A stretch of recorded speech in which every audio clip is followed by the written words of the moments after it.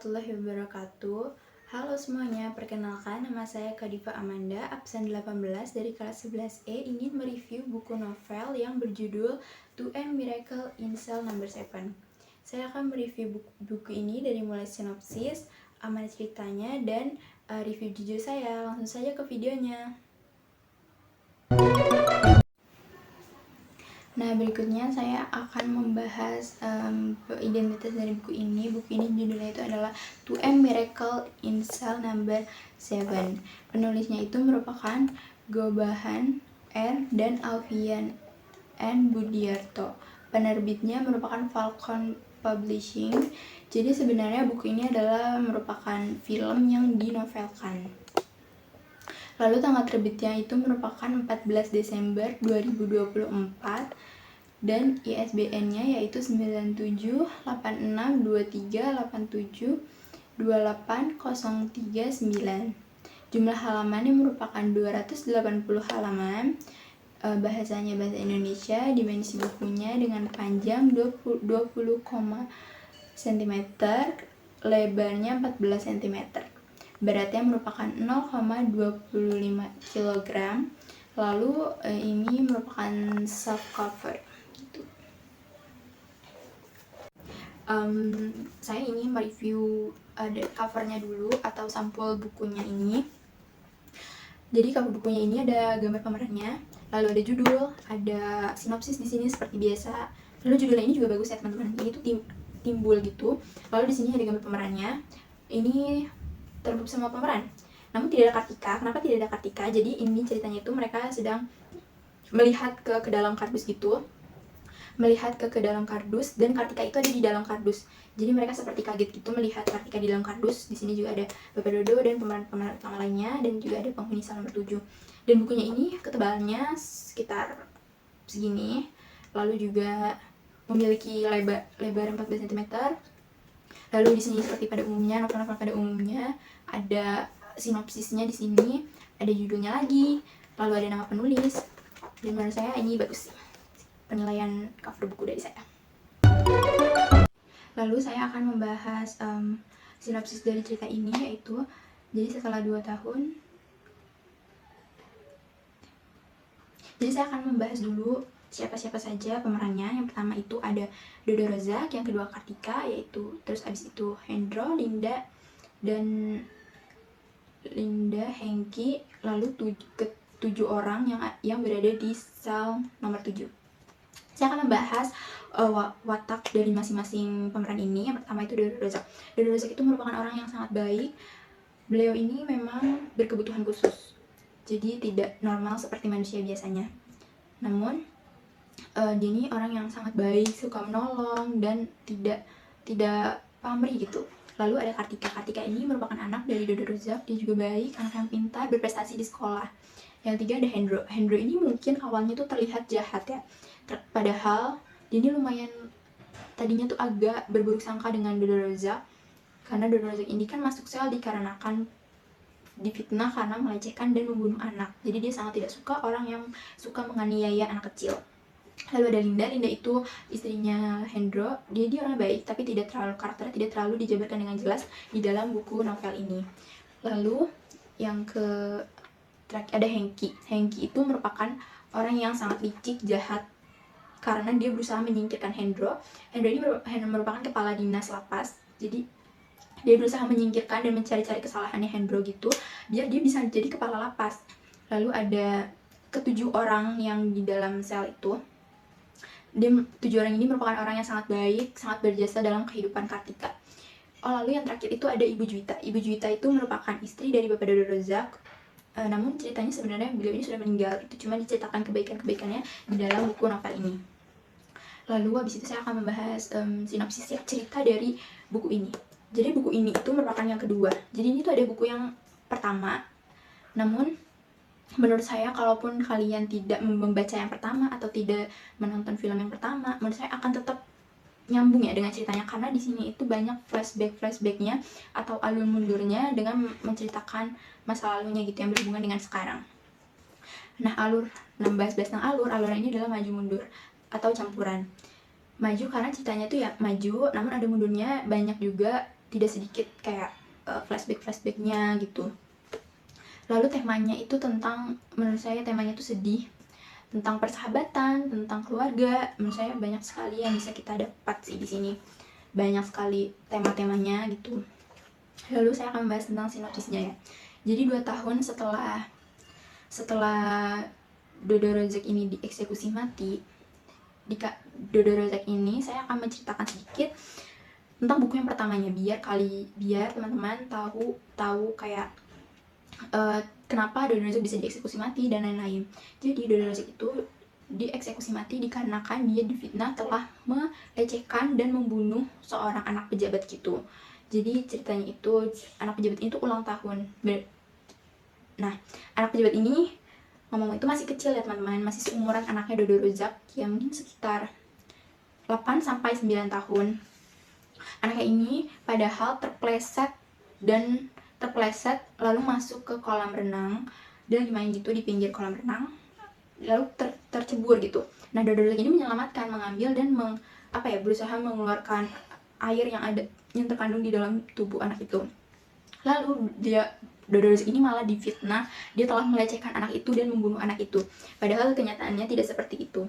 Namun karena keluarga Wibisono ini atau keluarga dari anak ini sudah buta, sudah dibutakan oleh amarah. Jadi tidak mau mendengar penjelasan apapun, ditambah Dodo Rozek ini merupakan berkebutuhan khusus, teman-teman. Jadi berkebutuhan khusus yang tidak normal seperti kita gitu. Namun pada nyatanya dia tidak melakukan hal itu. Lalu dia langsung dibawa oleh polisi dan tidak sempat bertemu oleh Kartika. Kartika ini dibawa oleh gurunya ke lapas itu. Lalu bertemu, namun Kartika ini tidak tahu kasus apa yang sedang terjadi, dia hanya tahu bapaknya masuk ke dalam penjara atau lapas gitu teman-teman. Lalu Bapak Dodo Rozek ini bertemu oleh Hendro. Hendro ini merupakan kepala lapas, jadi otomatis dia disegani dan melihat gitu siapa saja yang baru masuk ke lapas. Bapak Hendro ini kebetulan saja anaknya itu sudah meninggal. Anaknya perempuan seumuran Kartika atau seumuran dengan anak yang telah meninggal itu, yang difitnahnya itu karena dibunuh Bapak Dodo, padahal tidak. Jadi Hendro ini awalnya sangat benci gitu dengan Bapak Dodo karena dia tidak mensukai orang yang telah menyakiti anak-anak gitu, karena anaknya tuh meninggal karena jujur tidak disebutkan di buku ini secara jelas kenapa, cuma pernah disebutkan sedikit itu karena sakit. Jadi dia sangat tidak suka dengan Bapak Dodo awalnya, dan penghuni lapas nomor 7 ini juga awalnya tidak suka dengan Bapak Dodo karena dia telah membunuh dan melecehkan seorang anak-anak. Jadi dia tadinya dimusuhin, dikucilkan gitu. Namun setelah tahu kebenarannya dan setelah melihat kelakuannya Bapak Dodo di dalam lapas itu seperti apa sih, itu seperti hal yang tidak mungkin gitu kalau misalnya Bapak Dodo itu telah membunuh anak-anak dan apalagi melecehkan, karena Bapak Dodo ini mempunyai anak perempuan yang dia sangat sayang. Lalu setelah itu singkat cerita sudah, itu yang di film pertamanya itu. Lalu yang kedua, di novel ini menceritakan tentang 2 tahun setelah kehidupan Kartika setelah Bapak Dodo dieksekusi mati. Jadi akhirnya yang pertama itu Bapak Dodo itu dieksekusi mati karena namanya orang juga mempunyai kekuasaan ya, pasti bisa melakukan apa saja sesuai dengan kemauannya. Akhirnya Bapak Dodo dieksekusi mati. Nah, setelah 2 tahun berjalan setelah Bapak Dodo dieksekusi mati, nah Kartika ini ternyata tidak tahu bahwa bapaknya ini sudah meninggal karena dieksekusi mati. Selama 2 tahun itu dia tinggal bersama Linda dan Hendro. Hendro ini kepala lapas yang tadi itu. Kepala lapas dia akhirnya membantu Dodo di dalam lapas itu selama Dodo masih hidup, kayak menyelundupkan Kartika ke dalam sel yang sebenarnya itu kalau secara hukum tidak boleh ya. Namun beliau ini sangat baik sekali gitu dan berjasa di kehidupan Bapak Dodo dan Kartika. Jadi Bapak Dodo sebelum dieksekusi mati juga berpesan kepada Bapak Hendro untuk jagain Kartika dan melindungi Kartika. Nah, terus sudah singkat cerita, akhirnya ternyata Kartika ini tidak tahu bahwa bapaknya ini sudah meninggal.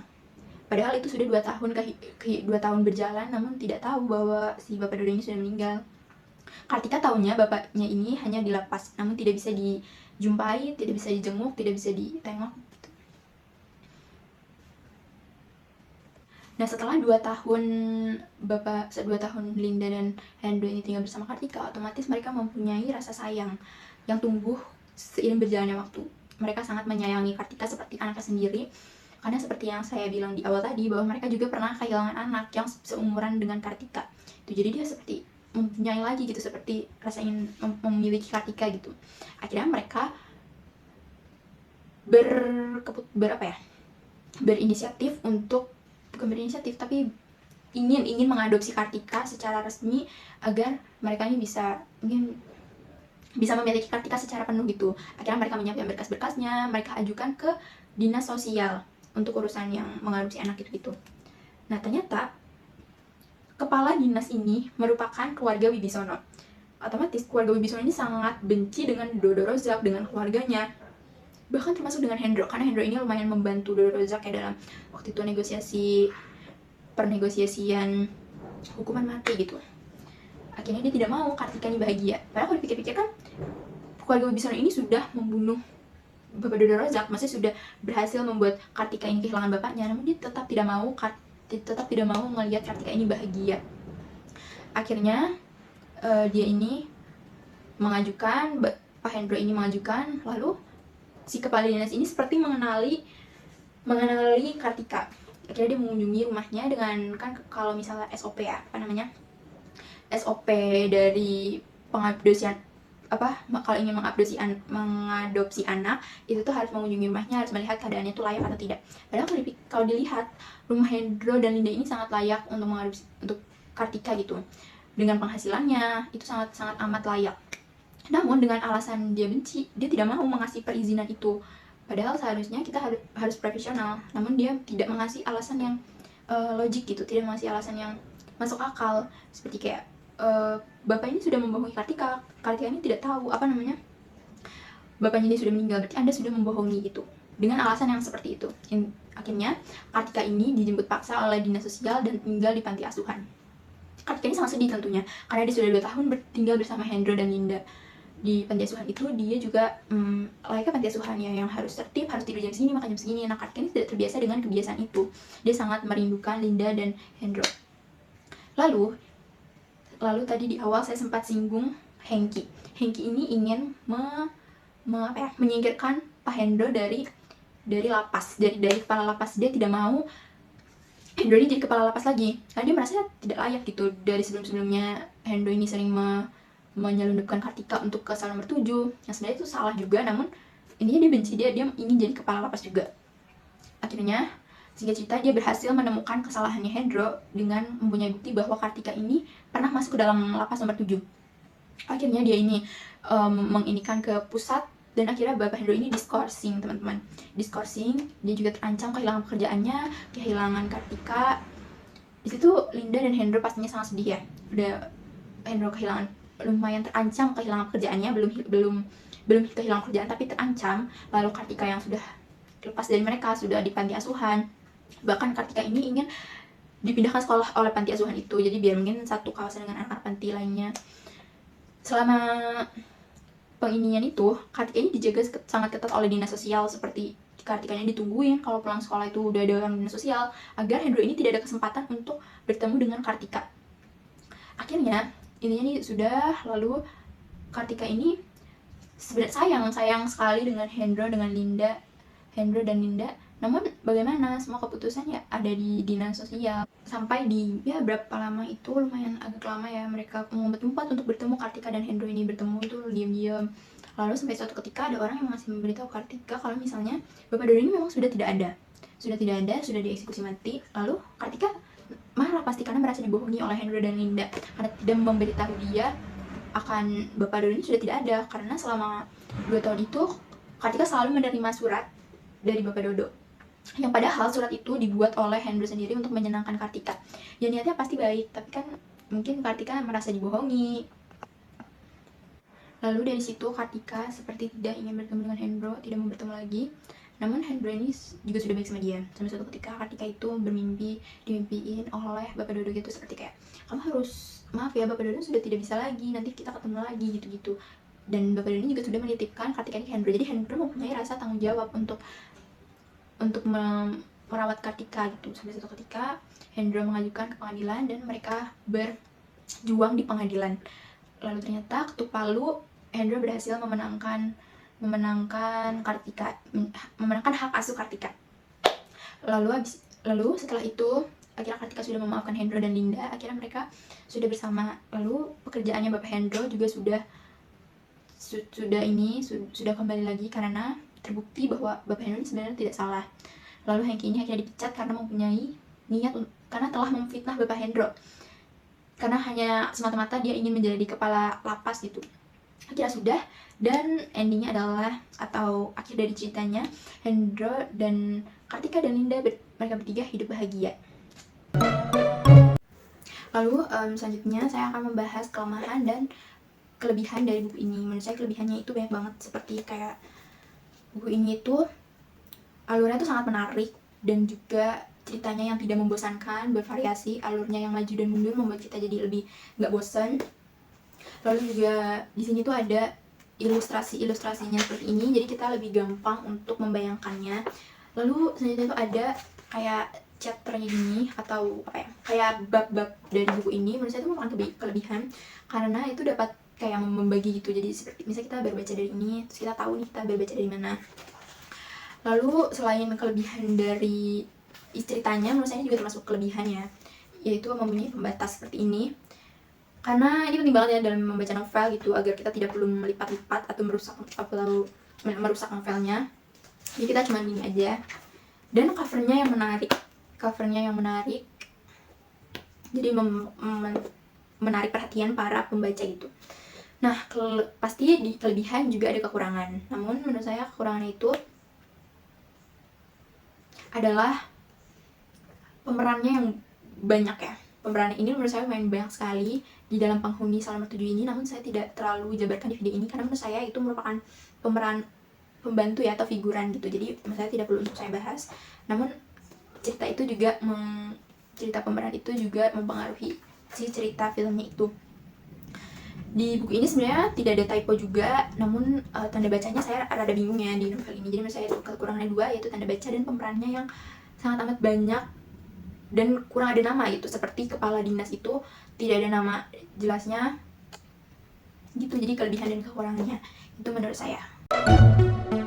Amanat dari novel ini yang dapat saya simpulkan yaitu adalah jangan mempergunakan kekuasaan secara semena-mena atau buruk, seperti keluarga Wibisono ini yang mempergunakan kekuasaannya untuk membuat orang lain sengsara, seperti membayar orang untuk orang itu mati padahal orang itu tidak salah sebenarnya. Lalu intinya menyalahgunakan kekuasaan itu sangat tidak baik teman-teman, karena itu apa yang kita lakukan itu akan kembali ke diri kita sendiri. Kita harus mencari tahu sesuatu dengan benar, dengan faktanya. Jangan hanya melihat dari apa yang kita lihat gitu, itu tidak bisa langsung kita simpulkan, tapi kita harus mencari bukti yang valid gitu teman-teman. Jadi menurut saya itu amanat dari buku ini. Menurut saya buku ini sangat amat layak untuk dibeli dengan harga 69.000. Saya beli ini di toko offline atau di Gramedia. Saya beli buku ini bukunya original, dan menurut saya ini sangat layak untuk kalian beli, untuk kalian baca, karena ceritanya yang menarik, tidak membosankan. Alur cerita yang tidak membosankan, sangat amat layak untuk kalian baca dan kalian beli.